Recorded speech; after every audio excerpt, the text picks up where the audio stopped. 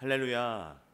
주일 새벽 이 시간 기도의 자리로 나오신 모든 분들과 온라인으로 함께 예배 드리시는 모든 분들에게 하나님의 크신 은혜와 평강이 가득하시기를 주님의 이름으로 축원합니다. 오늘 말씀의 제목은 하나님이 원하시는 예배자입니다. 오늘 본문 창세기 4장은 인류 최초의 형제인 가인과 아벨의 이야기를 통해 하나님께서 어떤 예배를 기뻐하시는지, 그리고 우리가 어떤 예배자로 살아가야 하는지를 보여줍니다. 우리는 앞선 창세기 3장에서 인간의 타락을 보았습니다. 하나님의 형상대로 지음받은 아담과 하와는 뱀의 유혹에 넘어가 에덴에서 쫓겨났고 하나님과의 친밀한 교제가 단절되어 버렸습니다. 그러나 하나님은 그들을 완전히 내버리지 않으셨습니다. 그들의 부끄러움을 가리기 위해 친히 가죽 옷을 입히셨고 여자의 후손을 통하여 구원의 약속을 주셨습니다. 그리고 오늘 우리가 마주하는 사장은 타락한 인간이 하나님께 다시 나아가는 첫 장면입니다. 하나님께 드리는 예배의 시작을 보여주는데 하나님은 이 예배를 통하여 우리에게 물어보십니다. 너는 어떠한 마음으로 나에게 나아오느냐? 이 본문을 통하여 하나님은 우리에게 단지 예배를 드리는 것에 그친 사람이 아니라 하나님이 받으시는 예배자로 서야 한다는 것을 전해주십니다. 우리가 어떤 마음과 태도로 하나님께 나아가는지가 그분이 우리의 예배를 연락하시는지 결정하기 때문입니다. 그렇게 하나님이 기뻐 받으시는 예배자에 관해 전해주는 오늘 본문 창세기 4장은 4가지 구조로 되어 있습니다.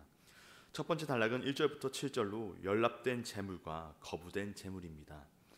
두 번째 단락은 8절부터 16절로 첫 살인과 하나님의 판결입니다. 세 번째 단락은 17절부터 24절로 가인의 후손입니다. 마지막 네 번째 단락은 25절부터 26절로 셋의 후손입니다. 본문의 말씀을 통하여 3가지 영적인 교훈과 기도의 제목을 얻는 이 시간 되기를 원합니다. 첫째로 전심으로 드리는 예배자가 되어야 합니다. 오늘 본문 4장에 들어선 우리는 하나님께 드리는 첫 제사, 가인과 아벨의 제사를 확인하게 됩니다. 3절부터 5절 상반절입니다. 세월이 지난 후에 가인은 땅의 소산으로 제물을 삼아 여호와께 드렸고 아벨은 자기도 양의 첫 새끼와 그 기름으로 드렸더니 여호와께서 아벨과 그의 제물은 받으셨으나 가인과 그의 제물은 받지 아니하신지라.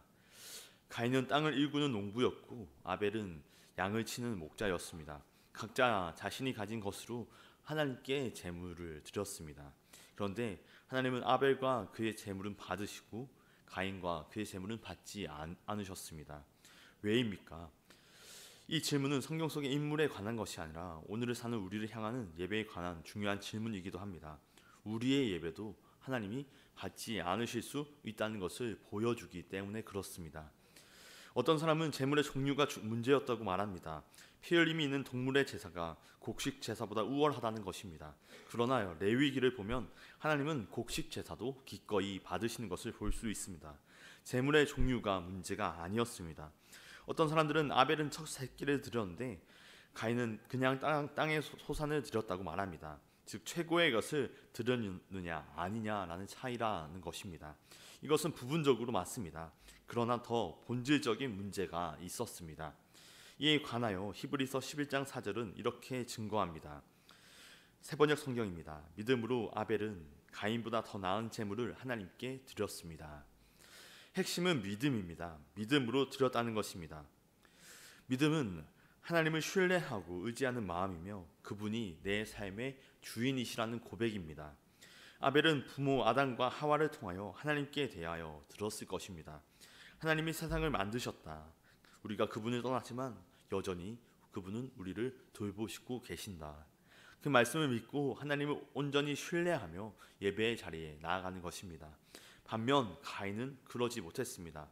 입술과 손은 움직였을지 몰라도 그 마음의 중심에 하나님을 향한 온전한 믿음은 없었습니다. 성경은 여호와께서 아벨과 그의 제물은 받으셨으나 라고 말합니다. 하나님이 제물보다 먼저 사람을 보신다는 것입니다.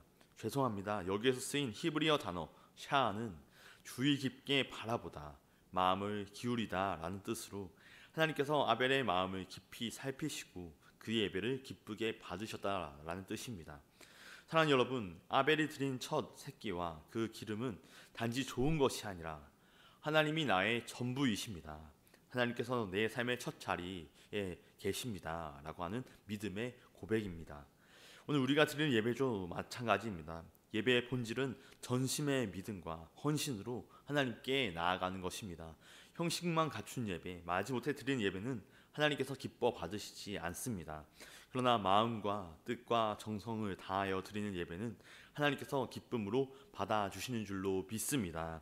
바라기는 저와 여러분이 매주일 우리가 드리는 예배, 또 매일의 삶 속에서 올려드리는 삶의 예배가 하나님이 나의 전부이십니다, 하나님만을 의지합니다 라는 고백의 자리가 되기를 소망합니다. 전심으로 주님을 예배하는 자, 저와 여러분 모두가 그러한 예배자 되시기를 주님의 이름으로 간절히 축원합니다. 둘째로, 죄를 정복하는 예배자로 부르십니다. 죄를 정복하는 예배자로 부르십니다. 오늘 본문에서 가인은 하나님이 자신의 제사를 받지 않으시자 몹시 분하여 안색이 변했습니다. 그때 하나님께서 가인에게 말씀하십니다. 6절과 7절입니다. 여호와께서 가인에게 이르시되 내가 분하여 함은 어찌함이며 안색이 변함은 어찌함이냐. 내가 선을 행하면 어찌 낯을 들지 못하겠느냐. 선을 행하지 아니하면 죄가 문에 엎드려 있느니라. 죄가 너를 원하나 너는 죄를 다스릴지니라. 아멘. 여기서 우리는 하나님의 놀라운 은혜와 자비를 볼 수 있습니다. 하나님은 분노에 가득 찬 가인을 정죄하지 않으시고 돌이킬 기회를 주십니다. 가인아, 왜 분노하고 있느냐? 얼굴을 왜 들지 못하고 있느냐? 이 질문은 단순한 질책이 아니라 죄 앞에서 돌이키라는 하나님의 초대입니다. 그리고 7절에서 하나님은 가인에게 두 가지 길을 제시하십니다. 첫 번째로는 선을 행하라는 것입니다. 지금이라도 회개하고 하나님께 나아온다면 하나님 앞에서 그 낯을 들 수 있다, 다시 회복될 수 있다라고 하는 약속입니다. 두 번째 길도 있었습니다. 하나님은 이어 선을 행하지 않으면 죄가 문에 엎드려 있다라고 말씀하십니다. 여기서 문에 엎드려 있다라고 하는 표현은 죄송합니다. 히브리어 라바츠라는 단어로 엎드려 기다리다, 숨어 있다라는 뜻입니다. 마치 맹수가 먹잇감을 노리고 숨어 있는 모습입니다. 죄는 결코 수동적인 존재가 아닙니다. 우리의 약한 틈, 분노, 시기, 자책, 교만을 노리고 숨어 있습니다. 죄는 우리를 지배하고자 하고 하나님을 섬기는 그 예배자의 자리를 빼앗으려 합니다. 그러나 하나님은 분명히 말씀하십니다. 너는 죄를 다스릴지니라. 이것은 단지 명령이 아니라 하나님의 격려요, 약속입니다. 죄를 이길 수 없다라고 포기하지 말라는 것입니다. 하나님은 우리에게 죄를 이길 능력을 주셨습니다. 로마서 8장 37절은 말합니다. 그러나 이 모든 일에 우리를 사랑하시는 이로 말미암아 우리가 넉넉히 이기느니라. 우리는 넉넉히 이깁니다. 간신히 겨우가 아니라 넉넉히 이길 수 있다라고 약속해 주십니다. 그런데 가인은 어떻게 합니까? 8절을 보시면 가인이 그의 아우 아벨에게 말하고 그들이 들에 있을 때 가인이 그의 아우 아벨을 쳐 죽이니라. 가인은 하나님의 경고를 무시했습니다. 죄와 싸우는 대신에 죄에 지배당했습니다. 분노는 시기로, 시기는 미움으로, 미움은 살인으로 이어졌습니다. 결국 예배 자리에서 인류 최초의 살인이 일어났던 것입니다. 사랑하는 여러분, 이 이야기가 우리에게 중요한 이유는 우리의 삶에서도 오늘 똑같이 적용되기 때문에 그렇습니다. 우리도 매일같이 가인처럼 죄와 싸우고 있습니다.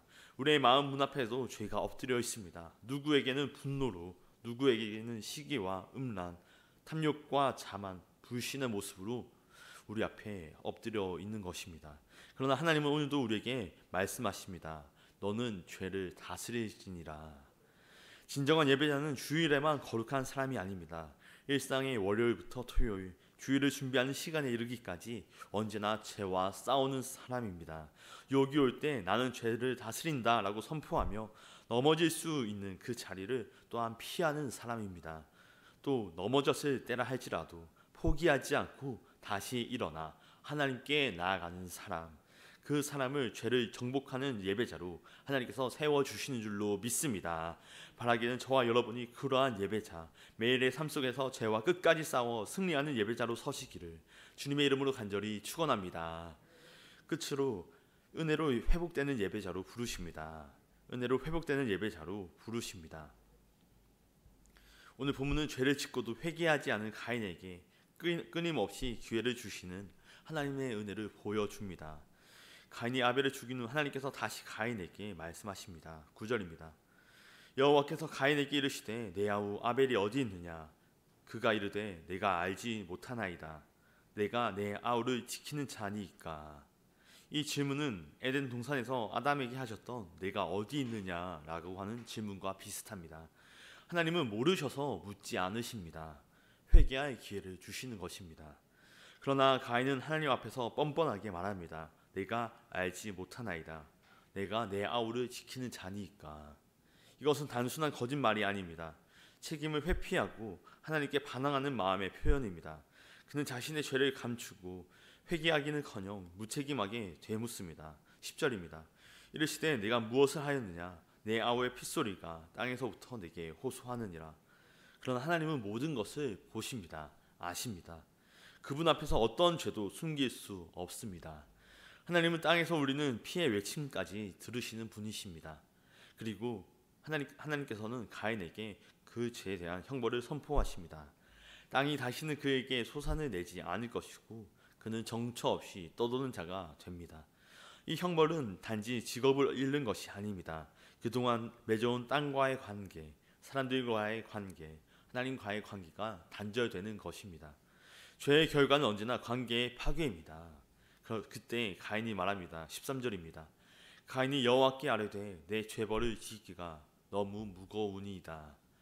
이 말은 회개의 표현이 아닙니다. 그는 자신이 지은 죄의 무게가 아니라 자신이 받을 벌이 무겁다라고 하며 불평합니다. 진정한 회개는 책임을 받아들이고 고백하는 것이지만 가인은 여전히 자기 연민에 빠져 있습니다.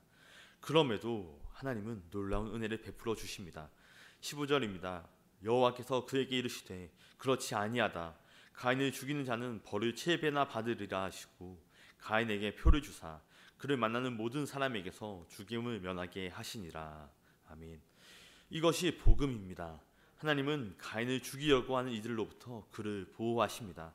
그 이유는 단 하나, 그가 살아서 회개하기를 원하시기 때문입니다. 여기서 우리는 놀라운 역설을 볼 수 있습니다. 앞서 가인은 내가 내 아우를 지키는 자니까 라고 말했습니다. 그는 동생을 지키기를 거부했습니다. 그러나 하나님께서는 가인을 지키는 분이 되어 주셨습니다. 이것이 은혜입니다.